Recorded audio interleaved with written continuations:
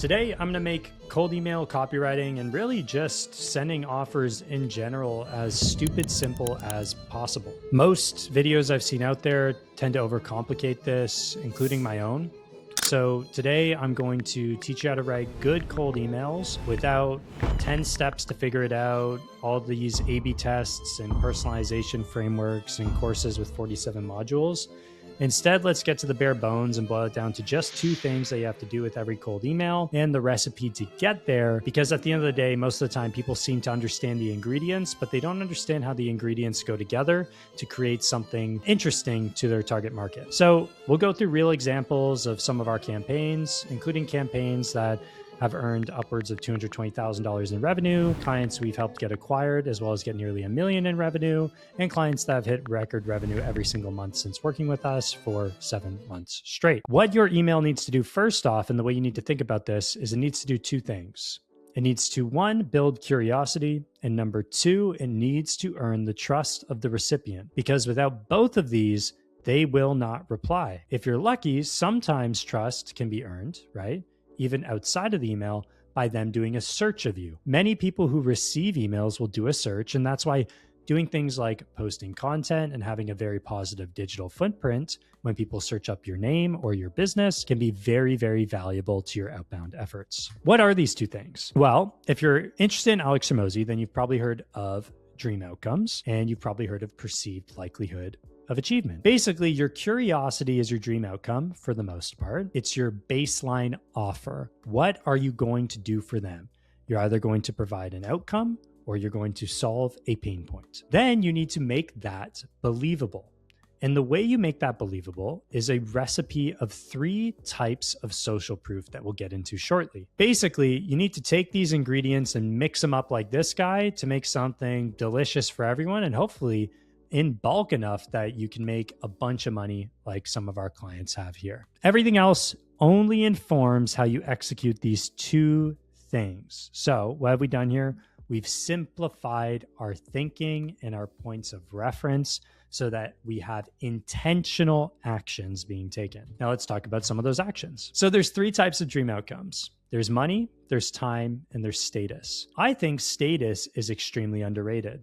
I got a message last week, actually, from someone, maybe 2 weeks ago, that said that exactly what I said would work in the content agency space worked for him. He completely switched over to making his offer entirely about status. Like, dude, do you just want people to show up to calls and know you? Forget getting calls, forget making money off YouTube or Instagram or TikTok. What if people just knew who you are and you got to speak at events and shit? Would that be cool to you? Turns out, a lot of people like it. So underrated way to present a lot of different offers, in my opinion, including PR offers, for instance. You have money and time as well. What matters is how you present these outcomes. You need to present your dream outcome in a way that says, this is for me, for the prospect. That can include saying things like, it's for people running ads like you. It's for people that have small sales teams like yourselves. It's for, basically it's describing the who it's for and then describing the outcome based on who it's for. So for some people, like a founder, content could be for status and becoming well-known.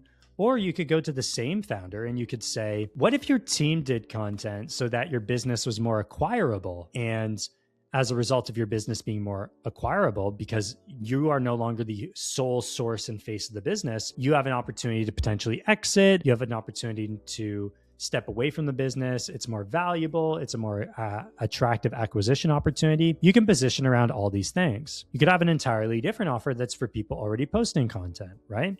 And your dream outcome is to enhance what they're already doing, which might be more believable. So basically what you have to do is you have to boil down what the actual nitty gritties of your outcome is in plain language, not just numbers and stats. There's 3 ways now to build trust. So we've gone through dream outcome, which is the curiosity. Oh, that's a cool thing, but do I believe they can do it? This is where you get the, I believe they can do it, and you'll get a response, and a positive one. There's 3 ways to build trust. There's social proof, which is I did the thing. There's third-party authority, which is they did the thing or they found the thing that makes this valuable. And then there's knowledge as proof, which is I know it'll work because research about you, which is like, damn, this guy knows me and he made the offer because he knows this about me. I believe that more. Or it's arbitrage. I know this really niche thing and look how valuable it is. Now you believe that maybe I'm actually like a skillful person and I can make the dream outcome happen. An example for me would be like, look, what if you could just steal customers from your competitors? By the way, I actually wrapped up the followers into a nice CSV of all the followers of brand name for you and found that around 20% of them are likely ICP fits as ICP name. Do you want to check it out? PS, we use data like this to get outcomes like X for brand name. And then you're kind of like hiding the true offer behind your intro offer, but they're like, damn, if this guy can do this, he can probably do this. And now you've combined knowledge and skill as proof with social proof. And so that's all you're doing with your emails. That's all you're doing with your messages. It applies to newsletters. It applies to content. It actually applies to everything because a message that can turn a stranger into a customer is the most valuable thing you could possibly have. Let's dig a bit deeper into social proof quickly. Social proof is the stock standard. We did a thing for someone like you. The more like them it is, the better it is. And the more you can dissect what like them is, the more powerful it can be. For example, it's not just that they're in the same industry, it's that they had the same size sales team. It's not just that they had those two things, it's that they were also a solo founder. It's not just that they were a solo founder, it's also that this was the first startup that they wanted to exit. We helped them exit. I figure you want to exit. Make sure that whatever proof you use reinforces the dream outcome you're trying to make. For instance, if you are selling LinkedIn content and the reason you're selling it is to get people more AI search results, you could use third-party authority to say, look, Google says 25% of their references for product-led search come from LinkedIn. That's third-party authority for people that don't have social proof to prove that the thing they are doing is extremely valuable. You need to make sure the third-party authority is trustworthy to the person you are talking to. You never want to reference some sort of niche authority like Taylor Herron, for example, in cold email, who releases reports on cold email to an audience that does not know Taylor Herron. I don't want to go to my target market and say, we use Email Bison and Taylor Herron found out that Email Bison delivers better, so you should work with me on your emails. Probably not going to work. Email Bison also couldn't do that to their target market if they were selling to a market outside of go-to-market engineers. Make sure your authority matches the recipient's understanding and matches their worldview, what they know, what they see. Yeah, put yourself in their shoes. That covers that. And the goal is to answer two things. And you can combine all three of these, by the way. I would aim to have two per email. Best emails typically have two. These answer, is it valuable? I trust them. And often why it's valuable. I trust that it is valuable, and I trust that their justification as to why it's valuable to me is true. And this is most of how you actually make an email relevant to someone, if you've heard this buzz term called relevance before. So there's two basic structures that we use for every email. There is question, proof, call to action. We use this when we're not sure how aware of our target market is of what we're trying to provide them in terms of a solution or a pain point. Typically, the question is meant to do something called poking the bear. What is poking the bear? It's honestly just waking them up out of hibernation to see the problem that they have, to kind of break down the metaphor. But in essence, all it's doing is asking a question that gets someone to think about the problem that you solve. So if I ask a question that is like, what are you doing to make sure your 3 fresh sales hires have engaged leads to work every day? What am I doing? What am I doing? How are you making sure that your best leads go to your best reps? So the new reps that are training don't waste great leads. What am I doing to do that? Introduce lead scoring. And so what Poke the Bear questions do ultimately, and why I think it's actually the best way to start writing cold email, is they get you to think about the way someone might think about a problem, and they help you lay out single solution emails, right? Single solution offers. You can't go to someone, a stranger, and be like, I will run all your marketing. It's just not going to work. They're not going to trust you with that big load. Instead, you pick a small problem that they're probably experiencing. Are you making sure the great content you have in blogs also becomes Reddit posts that ChatGPT delivers to your priority customers as answers? How are you doing that right now? I don't know.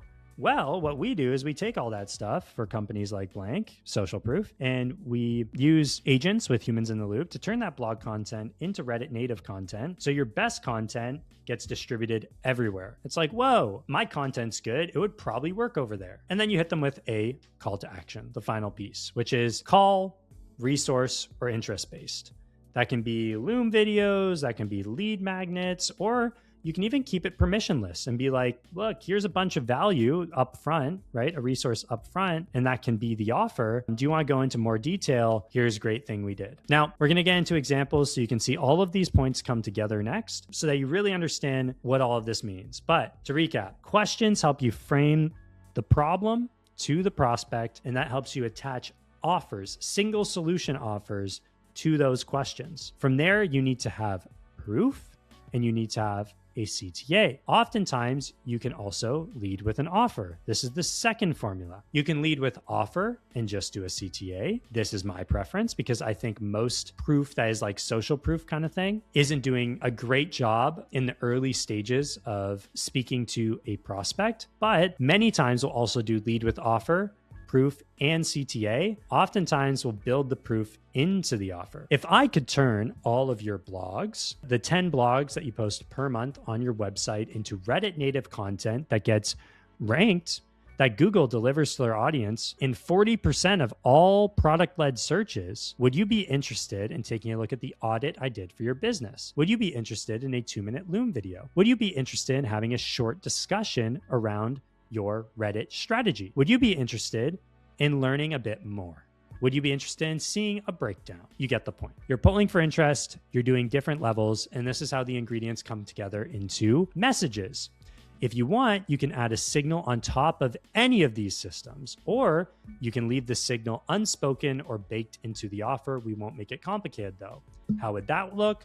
I saw you posted 10 blogs that month. How are you turning blogs into Reddit native content? Next, here's some examples. So, community brand. We ended up booking almost 200 calls in the first, I think, 70 days for this company. And it was basically an offer like this that we just kept rehashing and rebaking depending on who we were targeting. Sometimes it was like, look, I know because you're a fitness coach that you're really close with your clients and they probably would want to go on like a fitness retreat with you, right? Make it about them. But you can see how simple the basic structure is. The problem we actually encountered was that people didn't believe that this dream outcome was true. They were like, oh yeah, sure, you can do that. So what we ended up doing is doing follow-up emails that really outline the process. And when we got responses, we would actually lay out like paragraphs of exactly how it works.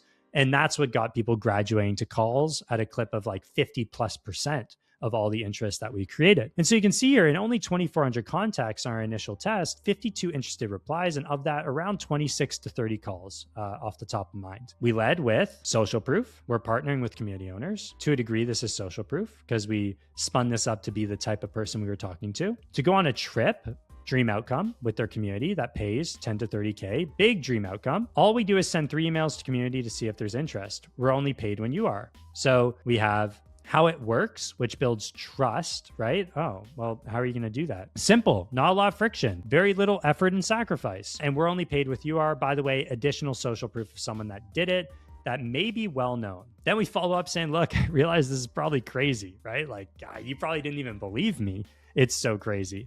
Let me explain a bit better. We have breakdown how it works, and actually this is missing something. We created 3 distinct ideas of actual itinerary items that they could do with their community to show that it's not just a trip, it would be a positive experience for their community, one that actually uplifts their members, doesn't just extract from them. So balance there. And then we moved on to providing a full breakdown of exactly how it worked for the case study. We had dream outcome, we had social proof, we had a risk reversal, and then the follow-up, we made it less crazy and we made it very clear and articulate of how it works, as well as providing ideas of the type of itinerary they could experience, because that's just the type of effort that a scammer would not do. Now we add founder story. Now, because our founder in this business ended up posting a ton of content, we were able to actually use his name for credibility to get hugely successful campaigns that were relatively simple. We also used a ton of borrowed credibility. We did a full breakdown. We did the 600 million eyeballs are on them from a trustworthy source that people trust.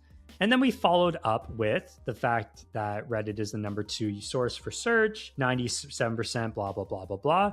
And we really went for just third-party credibility because it is such a new business, okay? Such a new offer, I should say. AI search at the time, nobody understood it. No one knew the value. We wanted to make the value of it clear and then move on to something like an audit or a resource. So highly, highly successful, follows the exact same recipe we've just been talking about.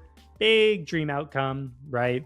Contextual to where their business and the maturity of their market is, used 2 pieces of relevant trust and social proof, and create a narrative frame as well, which is something else, which is a lot of see, feel, touch words that make it more human, make it more casual. All of this comes down to your own unique style. I think outside of building more trust through data, the number one way you can differentiate yourself is with humor and your own personality being infused into emails. So I won't speak too much on that. Next, we have poke the bear style frame. So how do you know you're not sitting on multiplayer gold mines in your single player catalog? How do I know? How do I know? Right? Well, I'd probably have to check.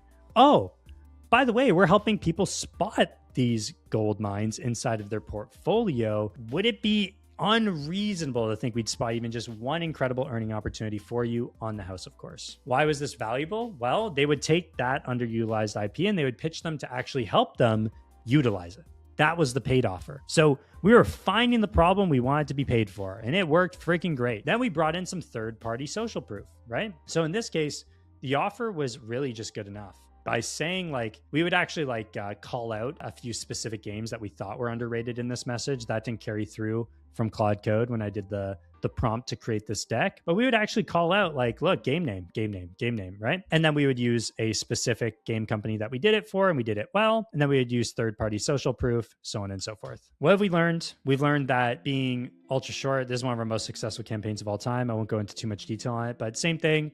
We used cultural references. We mentioned LATs, so on and so forth. But what have we learned today? How do we make our emails unignorable? We make a dream outcome that is relevant to the audience at hand. We use the 3 types of social proof in order to make that dream outcome believable. When you use social proof, you have to make it relevant to the prospect in the current state of their market. And there are basically only a few ways to present an email offer. You can do a question, or you can lead with an offer. You wrap the social proof inside of the offer, or you separately associate with the offer in another line. Most of our emails are most successful are between 30 and 70 words. I don't even think they go above 75 most of the time. And the reason for this is because they're easily scannable and highly valuable. And the call to action is one thing and very, very easy to take action on. We reference a lot of relevance when we talk about problems. We make it very specific to them. This can be done by making the list the message, or it can be done by using AI. I hope that helps. I got to hop into a call. If you need help with this, book a call, sign up for my newsletter, check out my website, yada, yada, yada. Take care.